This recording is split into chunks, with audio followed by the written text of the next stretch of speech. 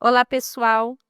Antes de começarmos a falar sobre a EJA, nós vamos descrever nessa aula como foi criado e como funciona atualmente o sistema educacional brasileiro.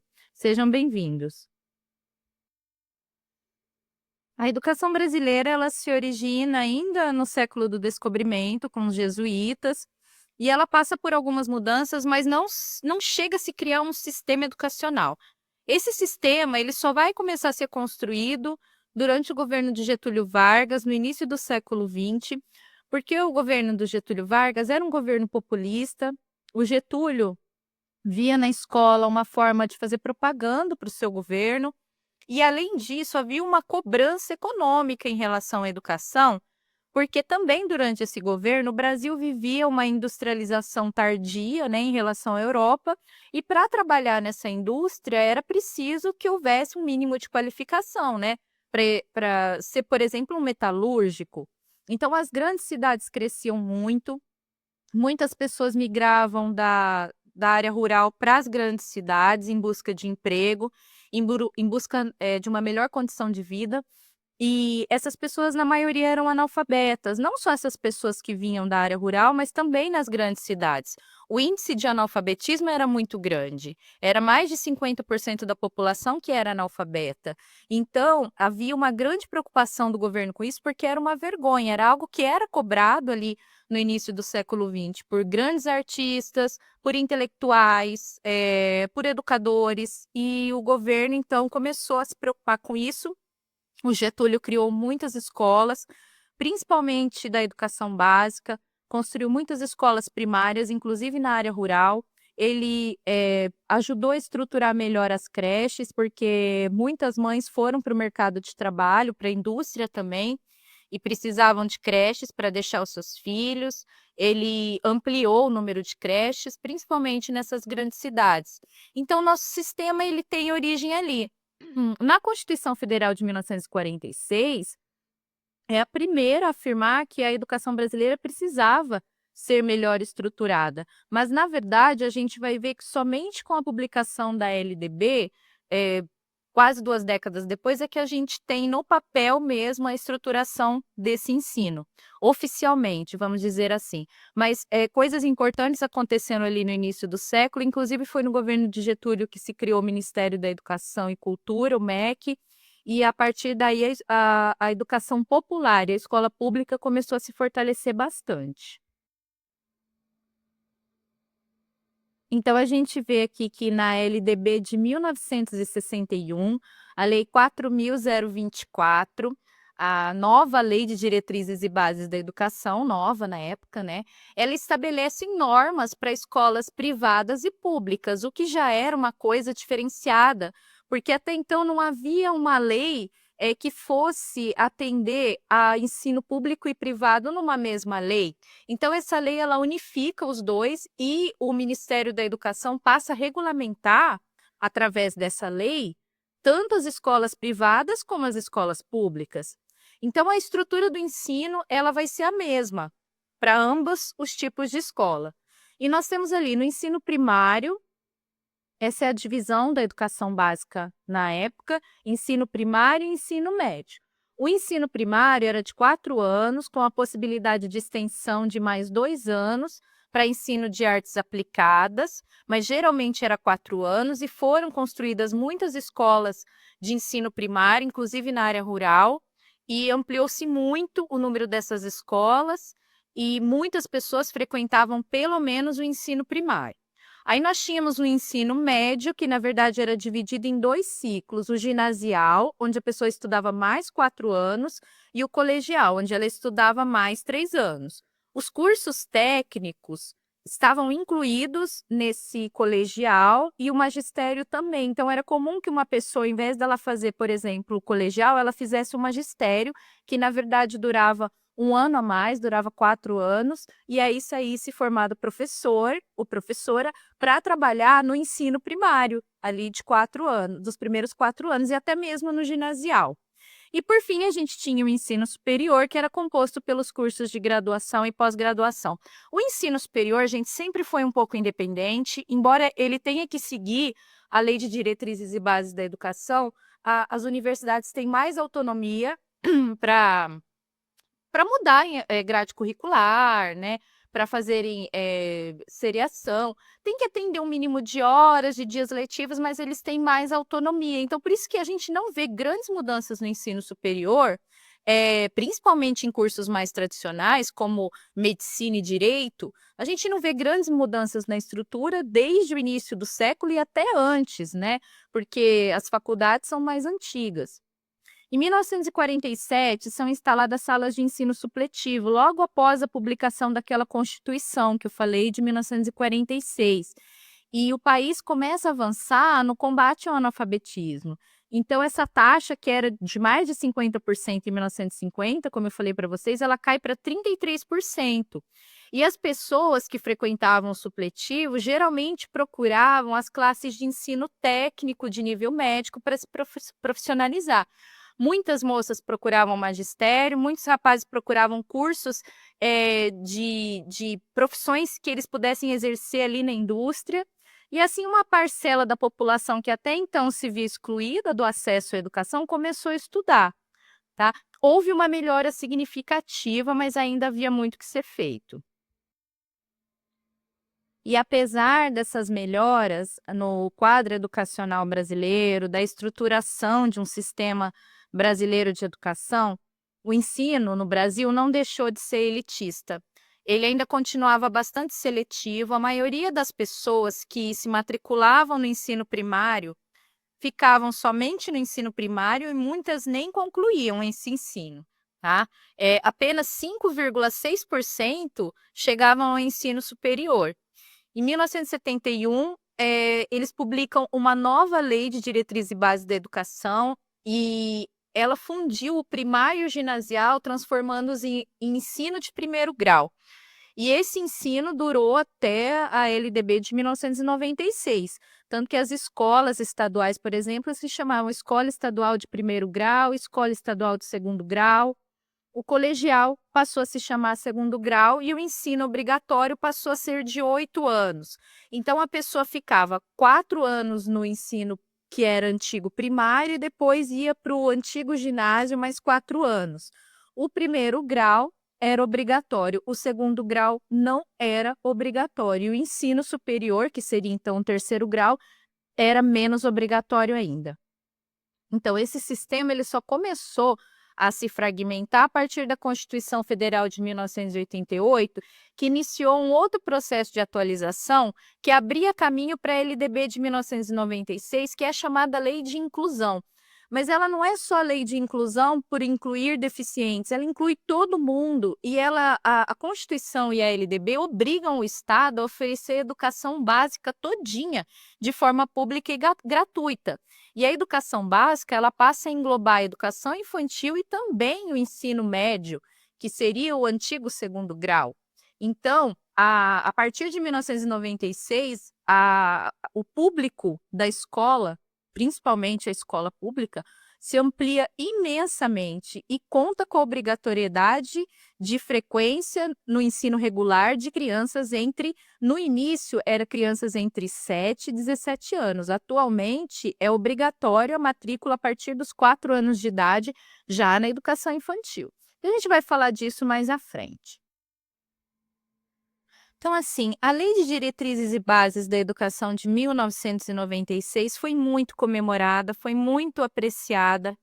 O Brasil vivia um momento de otimismo, porque, apesar do que havia passado nos últimos anos em relação à política, um processo de redemocratização, a eleição de um presidente que logo depois sofreu impeachment.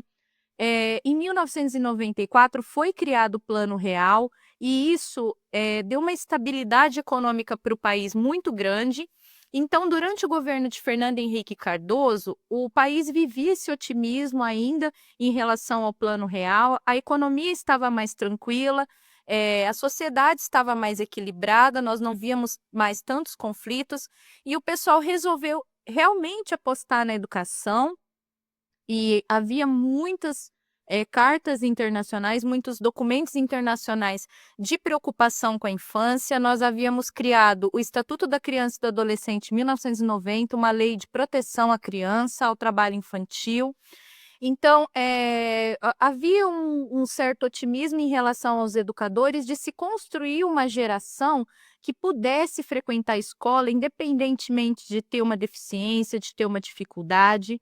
E há mais de 20 anos isso aconteceu, e nós temos hoje bons resultados ainda dessa LDB, porque quando a gente pensa em uma escola de 30 anos atrás, onde havia um grau de evasão escolar muito maior, onde as pessoas não costumavam frequentar a escola muito além do primário, as crianças com deficiência não tinham tanta autonomia. Hoje nós vemos as primeiras gerações formadas por SLDB com crianças com muitas dificuldades, deficiências, mas inserindo-se no mercado de trabalho, construindo família, tendo independência e autonomia. Então, a educação básica passa a ser obrigatória, né, como eu já disse, a partir de 4 anos de idade. O governo precisa oferecer de forma pública e gratuita essa educação básica e suas devidas modalidades, que a gente vai ver no próximo slide. Então, essa educação básica ela é composta por a educação infantil, que é formada por creches e pré-escolas para crianças de 0 a 5 anos. 5 anos, sendo que é obrigatória a partir dos 4 anos. Então, até 3 anos, os pais não precisam colocar as crianças em uma escolinha ou uma creche. Eles geralmente deixam em creche por necessidade e o governo precisa oferecer essas creches, tá? Mas ela não é obrigatória. A partir dos 4 anos, tem que matricular na educação infantil. Essa criança vai ficar com 4 e 5 anos na educação infantil e com 6 anos ela vai para o ensino fundamental 1. O ensino fundamental é dividido entre 1 e 2. O 1 tem 5 anos, mas a seriação não é obrigatória. Existem escolas, inclusive da pedagogia de projetos, que não tem séries, são ciclos, ciclo 1 e ciclo 2, o ciclo 1 sendo de 3 anos e o ciclo 2 de 2 anos. Tá? Ele dura 5 anos, mas não obrigatoriamente é dividido em séries.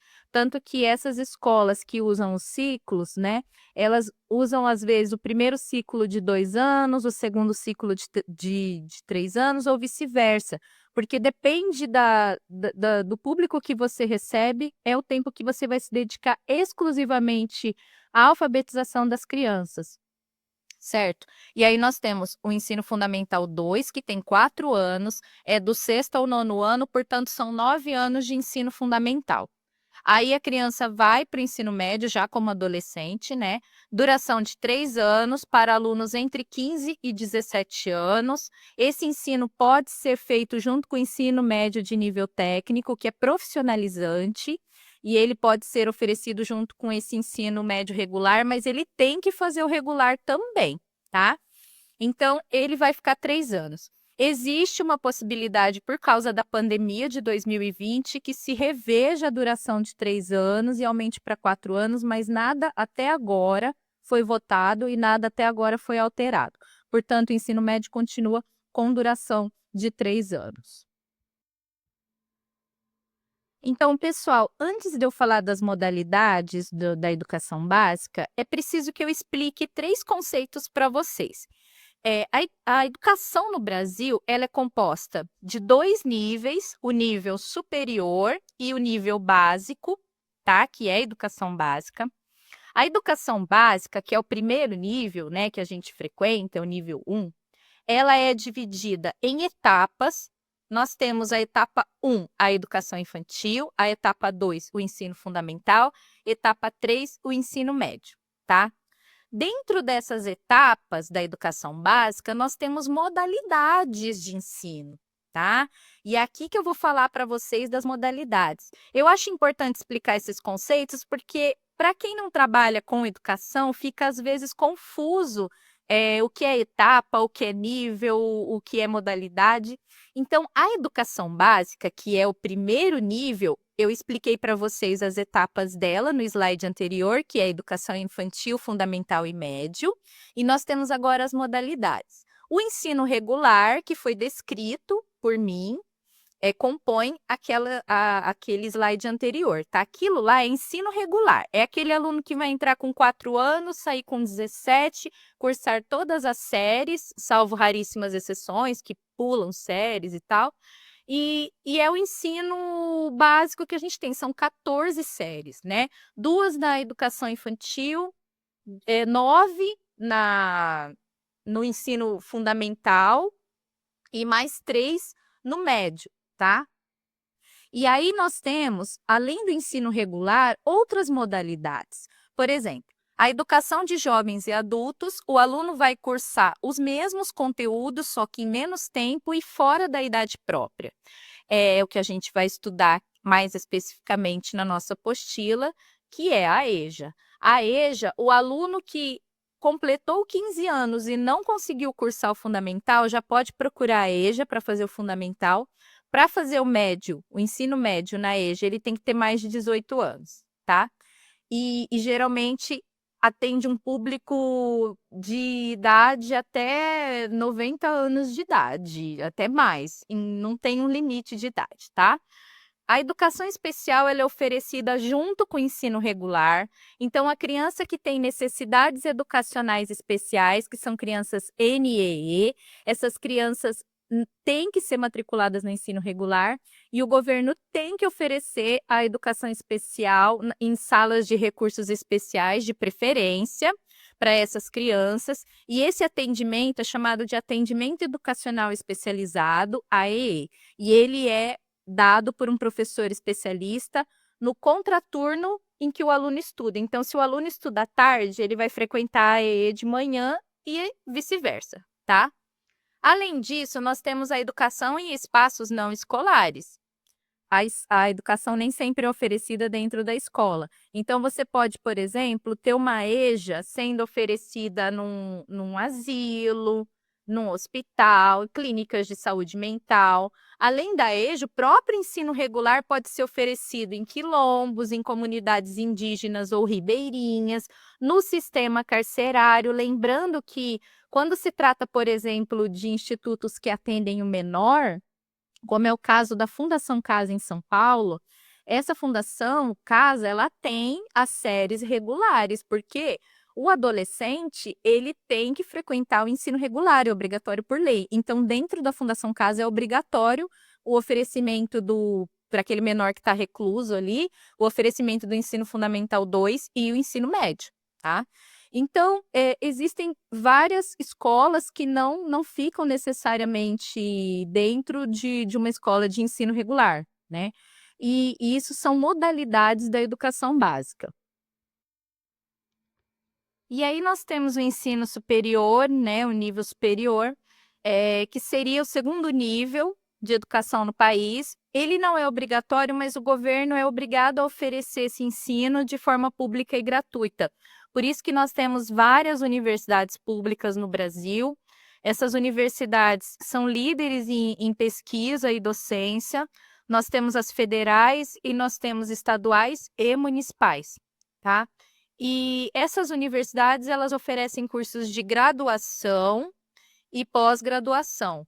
Dentro da graduação, a gente geralmente tem bacharelado e licenciatura. O bacharel, ele vai exercer a profissão, né, normalmente. O licenciado, ele vai ser professor. Então, dentro de um curso de graduação, você pode ter, às vezes, as duas opções. Por exemplo, o curso de psicologia. Você pode fazer, em algumas universidades, 5 anos de bacharelado em psicologia e fazer mais um ano para obter a licenciatura em psicologia, tá? Aí nós temos a pós-graduação, que ela se dá em 2 tipos, o stricto sensu e o lato sensu.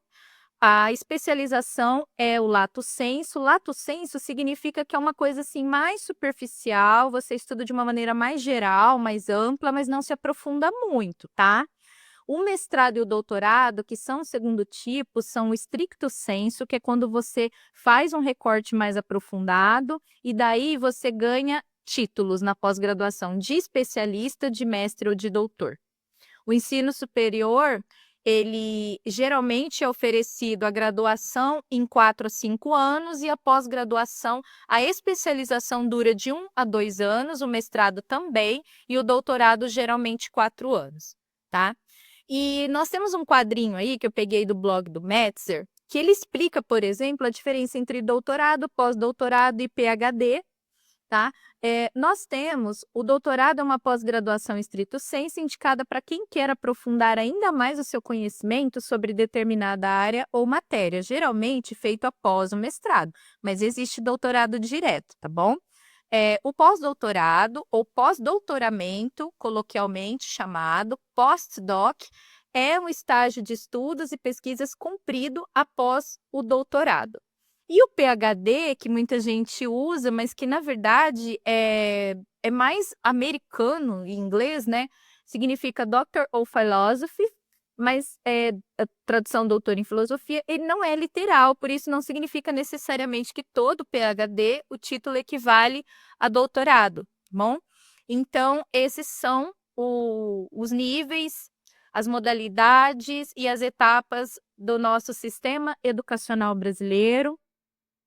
E esse sistema educacional, ele conta com frequência obrigatória de todas as crianças entre 4 e 17 anos, independente da classe social, das origens étnicas e culturais e de possuir deficiências ou dificuldades de aprendizagem. Significa o quê? Que o nosso sistema ele tem como, vamos dizer assim, objetivo geral atender a todas as crianças em idade escolar.